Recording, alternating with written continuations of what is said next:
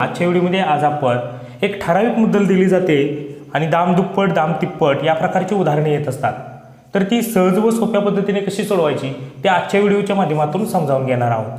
पहा, एका मुद्दलाचे दशादशे 10% दराने दाम दुप्पट होण्यास किती वर्षे लागतील.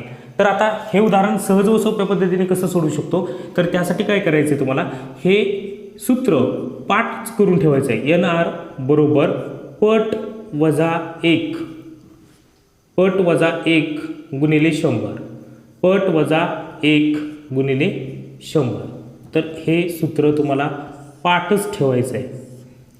तर पहा, N म्हणजे काय, नंबर ऑफ इयर, वर्ष काढायचे आहेत आपल्याला, ठीक आहे, गुणिले रेट. किती दिलेला आहे रेट, तर रेट दिलेला आहे 10%. रेटच्या जागी 10% लिहून घेतलं. पट काय सांगितलेलं आहे, दाम दुप्पट, त्यामुळे 2 वजा 1 करायचं आणि गुणिले 100. तर अगोदर कंस सोडवायचा, 2 मधून 1 गेला 1 गुणिले हे 100 आणि छेदामध्ये हे गुणाकारात आहे 10, ते भागाकारामध्ये येतील, इथे Nच राहील. 1 शून्यला 1 शून्य गेला, 10 1 10. तर नंबर ऑफ इयर 10 1 10 किती येणार आहे, 10 वर्ष, ठीक आहे. तर अगदी सहज व सोप्या पद्धतीने आपण वर्ष काढू शकतो. तर अशा पद्धतीची उदाहरणे येतात. इथे दाम दुप्पट आहे, तिथे दाम तिप्पट, त्याचबरोबर दाम 5 पट 7 पट 2.5 पट 1.5 पट या प्रकारची उदाहरणे येतात. पाहूयात अजून एक प्रश्न. पहा, हा प्रश्न, एका मुद्दलाचे दशादशे 8% दराने दाम तिप्पट होण्यास किती वर्ष लागतील. तर आता वर्ष लागतील, त्यामुळे आपल्याला रेट दिलेला असतो 8%, N गुणिले 8 बरोबर पट किती आहे, दाम तिप्पट म्हटलेलं आहे, त्यामुळे 3 वजा 1 करायचं आणि गुणिले 100. तर इथे मुद्दल दिलेली नसते, लक्षात ठेवा. जर मुद्दल दिली नसेल आणि दाम तिप्पट दाम दुप्पट अशा प्रकारचे प्रश्न येत असतील तर हे सूत्र आपल्याला वापरायचं आहे. 3 वजा 1 2 गुणिले 100 आणि छेदामध्ये काय जातील 8. इथे नंबर ऑफ इयर. आता पहा, भाग देऊयात आपण. बे बे चौक 8, 4ने वरती भाग दिला, 4 दुनी 8, पुन्हा किती राहतील 2 राहतील, हा 0, 4 पंचे 20. तर किती येणार आहेत वर्ष, 25 वर्ष. दाम तिप्पट होण्यास 25 वर्ष लागतील. अगदी सहज व सोप्या पद्धतीने आपल्याला या प्रकारची उदाहरणे सोडवता येतील. पाहूयात अजून एक प्रश्न. एका मुद्दलाचे दशादशे 15% दराने 2.5 पट होण्यास किती वर्ष लागतील. आता इथे आपल्याला दर दिलेला आहे 15%, त्यामुळे 15% लिहून घ्यायचे. त्याचबरोबर कंसात पट किती आहे, 2.5 पट, त्यामुळे 2.5 वजा 1 गुणिले 100. आता 2.5 मधून 1 गेला, किती राहिलं मग, 1.5 गुणिले 100 आणि छेदामध्ये काय येणार आहे 15. आता एक घर सरकून डावीकडे पॉईंट आहे अंशामध्ये, त्यामुळे 1 शून्य छेदामध्ये वाढवा, त्यामुळे हा पॉईंट निघून जाईल. आता पहा, 1 शून्यला 1 शून्य गेला आणि या 15ला हे 15 गेले, तर उरलं फक्त 10. तर नंबर ऑफ इयर्समध्ये काय येणार आहे, 10 वर्ष, ठीक आहे. एका मुद्दलाचे दशादशे 15% दराने 2.5 पट होण्यास 10 वर्ष लागतील.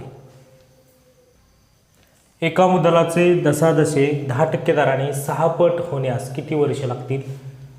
तर पहा, दर दिलेला आहे आता 10 गुणिले वर्ष बरोबर पट किती आहे 6 पट, त्यामुळे 6 वजा 1 घ्यायचं आहे आणि गुणिले 100. 6 मधून 1 गेला 5 गुणिले 100 आणि छेदामध्ये हे गुणाकारात आहे 10, ते छेदामध्ये येतील. 1 शून्यला 1 शून्य गेला, 5 10 50.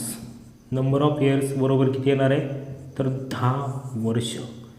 तर अशा पद्धतीने आपल्याला अगदी कमी वेळेमध्ये प्रश्न सोडवता येईल. आपण काय करतो, तर 6 पट दाम तिप्पट दाम दुप्पट म्हटलं की तो प्रश्न तसाच ठेवतो. तर हा प्रश्न अगदी सहज व सोप्या पद्धतीने सोडवता येईल. आता आपल्याला इथे वर्ष विचारलेले, आता आपण इथे काय करूयात, दर काढूयात. एक रक्कम सरळ व्याजाने 12.5 वर्षात तिप्पट होते, तर व्याजाचा दर किती. आता तेच सूत्र वापरायचं आहे तुम्हाला. NR बरोबर पट वजा 1 गुणिले 100. आता N वर्ष किती दिलेले आहेत? 12.5 वर्ष. आता वर्ष दिलेले आहेत आणि तुम्हाला दर काढायचा आहे. अगोदर आपण काय केलं? वर्ष काढलं आणि दर दिलेला होता. आता तसं नाही, आता आपल्याला वर्ष दिलेलं आहे.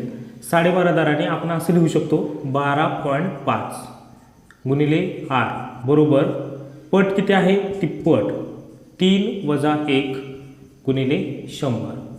3 मधून 1 गेला 2, 2 गुणिले 100 आणि छेदामध्ये काय येणार आहे? 12.5. इथे काय राहील?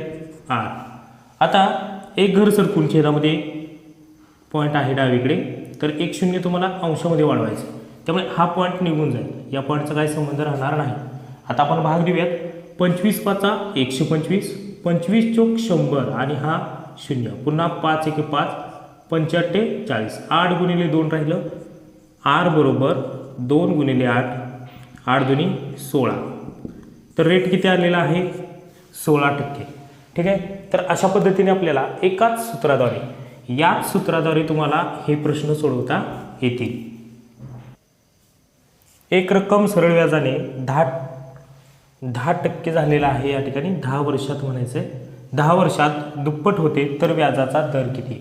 तर पहा, या ठिकाणी वर्ष दिलेले आहेत 10 गुणिले आर बरोबर पट किती आहे? दुप्पट 2 वजा 1 गुणिले 100. 2 वजा 1 गुणिले 100 आणि छेदामध्ये हे 10 जातील. इथे राहिला दर 10 1 10 आणि हा 0. रेट बरोबर किती आला? 10%. तर अशा पद्धतीने आपल्याला हा प्रश्न सोडवता येईल. कोणताही प्रश्न येऊ द्यात, दाम दुप्पट, दाम तिप्पट, 5 पट, 6 पट, 1.5 पट, 2 पट, 2.5 पट, तुम्हाला याच सूत्राचा वापर करायचा आहे.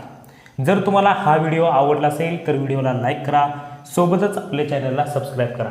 भेटूया पुढील व्हिडिओमध्ये नवीन ट्रिक्ससह. धन्यवाद.